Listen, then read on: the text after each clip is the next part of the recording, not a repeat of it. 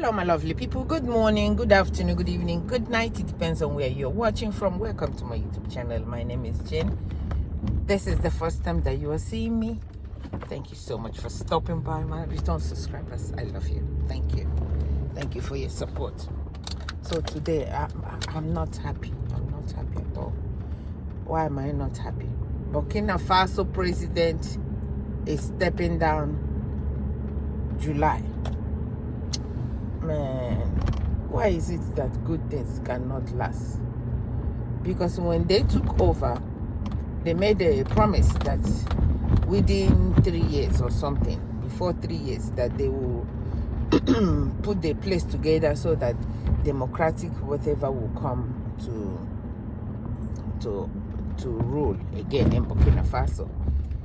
They didn't take over because they didn't take over as an army people to make it a military place. They took over to fix things, and this man has started making Burkina Faso so good.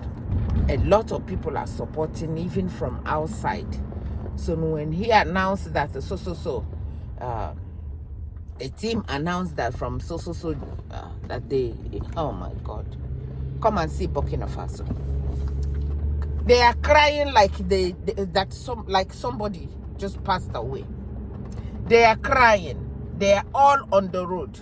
Every one of them came out and said that they don't want him to go. Every one of them came out and said that they want him to continue, that he will not, the president, my God, I can't believe. I am praying to God that something like this has happened in our country before, during Obasanjo time. Obasanjo was a military man, do coup and finally resigned from army and ran as a democratic, something like that. I pray to God that if the army thing is what is making the West eyes so open that they're doing everything to delete the guy. They're doing everything. They are trying everything. They're trying everything, and they have giving warning to all the criminals in Burkina Faso and from wherever you come from, that if anybody try to mess with all the crowd that is outside, or use the opportunity of to commit crime, you will be dealt with severely. You will be dealt with severely. I'm trying to tell Nigerians that nothing gets done if you don't come out of your house and protest. If you don't come out of your house and say things must change. If you don't come out of your house and say at least common meter, that they must put meter for you to before they give you bill. They just go inside and write you a bill and send it to you, and you pay without even knowing. So this broke my heart. Watch the video. What is happening in Burkina Faso right now. So Burkina Faso people are not happy. Burkina Faso people are crying. Burkina Faso people and the world, Africa, the only president in Africa that makes sense. The only president in Africa that cares about his people. The only president in Africa that is using car. Use of $12,000. The only president. Because you guys watch and share it. I'm not happy. I'm so heartbroken. I swear.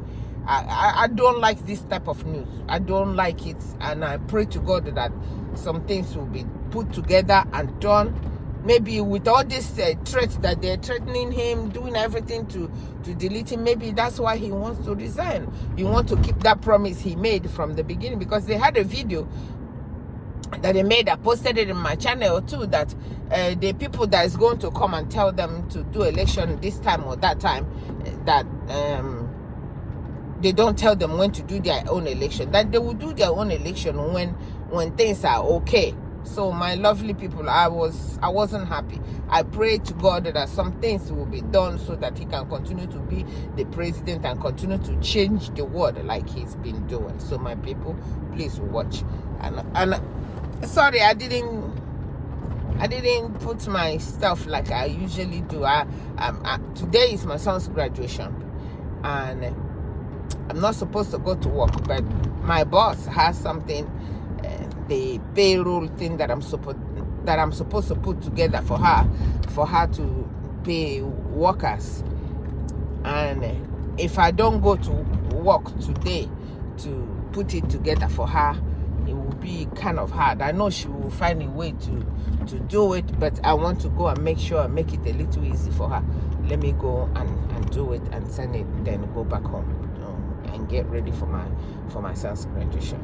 So I love you all so much. Please share the video when you get it, and thank you so much for watching. Bye bye. 2024, the transitional government of Captain Ibrahim Traore will come to an end. Recall that when he came to power in September 2022 and was appointed interim president of Burkina Faso in October of the same year, Ibrahim Traore pledged to give his support for a transition leading to elections in July 2024. This means that the military government which has been ruling Burkina Faso for more than a year is about to end. And in line with this, Traore's administration recently announced that they will hold national consultations at the end of this month to determine the next steps in the nation's transition to civilian rule.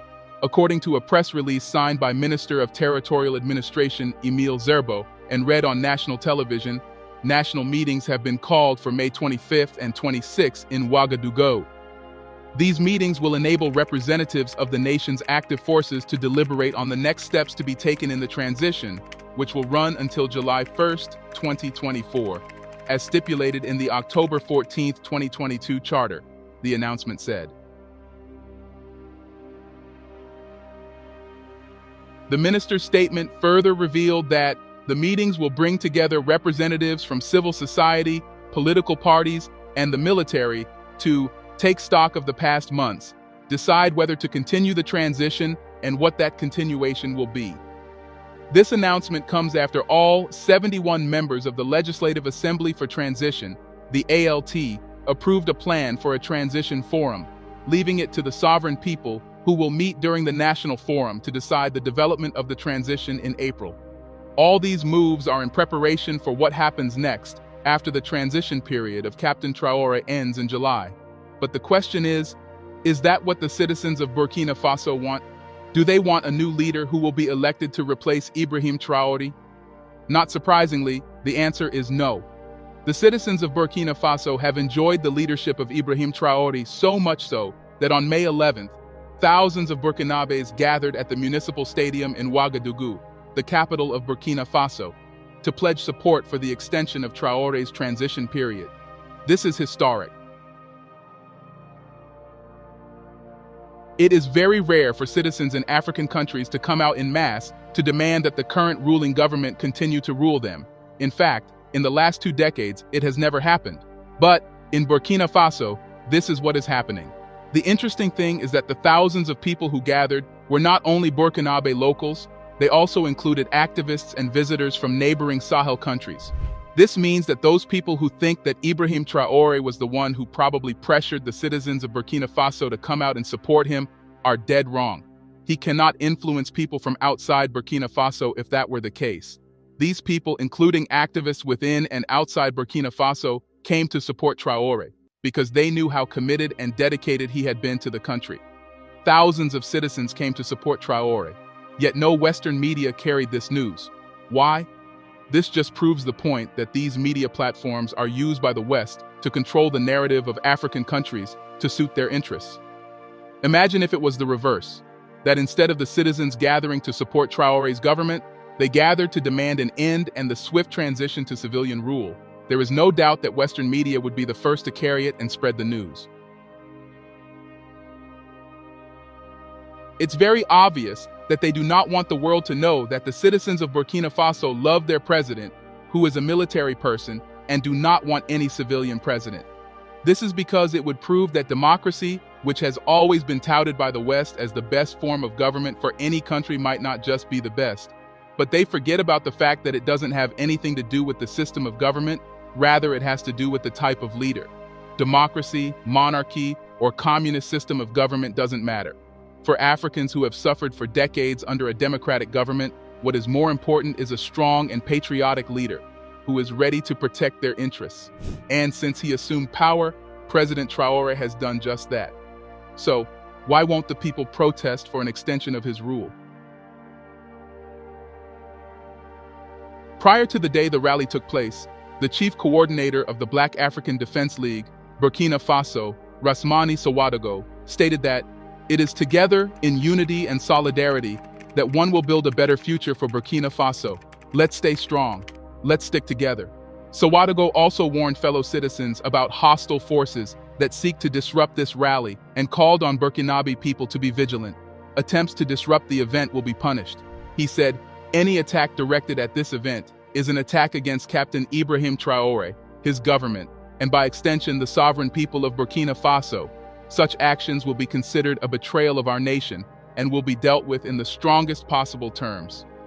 The National Coordination of Citizens Watch Associations of Burkina Faso stated that the rally should be a historic and solemn event. What all this means is that a lot of preparation went into the organization of the rally. And on D-Day, thousands of Burkinabe locals, activists, and visitors from other countries came to support Traoré's administration. As reported by the African Initiative correspondent, organizers of the rally believe that the elections are unacceptable to maintain peace in the country and are asking for changes to the constitution to fully liberate and revive the country. We don't want to hear about another president. We don't want elections, leaders of local civil society organizations chanted. And why not? After all, since the death of Thomas Sankara, Burkina Faso has suffered under the rule of incompetent and greedy leaders who care only for their interests and that of the West. However, since Traoré came to power, he has set the country on a great path. Just take a look at all that he has achieved in Burkina Faso, especially in agriculture. According to Ghislaine Dabir, a member of the National Coordination of Citizens Watch Associations, said that, with the acquisition of a significant number of tractors, plowing equipment, seeds, and agricultural inputs for the 2024 agricultural campaign, Burkina Faso is heading straight towards food self-sufficiency. People of Burkina Faso, for more than 60 years, we have long been made to understand that a certain number of crops, such as wheat, could not be produced in Burkina Faso. But today, with Captain Ibrahim Traoré, Burkina Faso is included on the list of wheat-producing countries. But that's not all he has achieved in the Burkinabe agricultural sector. In 2023, he launched two major agricultural programs, called Operation Agro-Pastoral Offensive and the Presidential Initiative for Food Self-Sufficiency, where several initiatives have been carried out to fulfill the objectives of these programs. For example, in February 2024, the Emergency Project for Increasing Agricultural Production in Burkina Faso was launched in conjunction with the African Development Bank Group, which provided 38.4 million euros to help bolster food security in the country against the impacts of Russia's invasion of Ukraine. In March, instead of buying exotic cars like other leaders might have done, Traoré spent 78 billion CFA francs to purchase agricultural equipment including tractors and agricultural inputs such as seeds and fertilizers. This unwavering commitment to the agricultural sector is a result of Traoré's vision of a Burkina Faso that is food self-sufficient. Aside from agriculture, Traoré has also committed to boosting the potential of the mining sector in the country. In 2023, Traoré banned the exports of gold in order to put the gold mining sector in order. To this end, he built a gold refinery and a mining waste facility, which will help to create value and job opportunities for the Burkinabe populace. Just like his mentor, Thomas Sankara, Traoré refused to receive a presidential salary and also cut down the salaries of Burkinabe politicians. According to him, it is not right for few people in the country to earn millions of CFA francs, while there are millions in the country struggling to afford the basic necessities of life. He didn't just speak about cutting down the salaries of politicians. He also said that the whole system needs to be balanced and corrected for the society to be stable.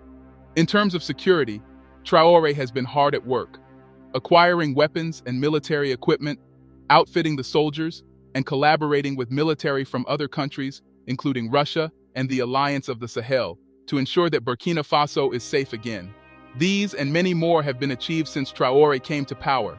It's no wonder that early this year, the World Governance Index placed Burkina Faso as one of the top best-governed countries in Africa, beating a significant number of others who are ruled by a civilian government. Indeed, results do not lie. The next few weeks are going to be very important for Burkina Faso because it will determine the trajectory of the country. Will Traoré end up stepping down as president of Burkina Faso?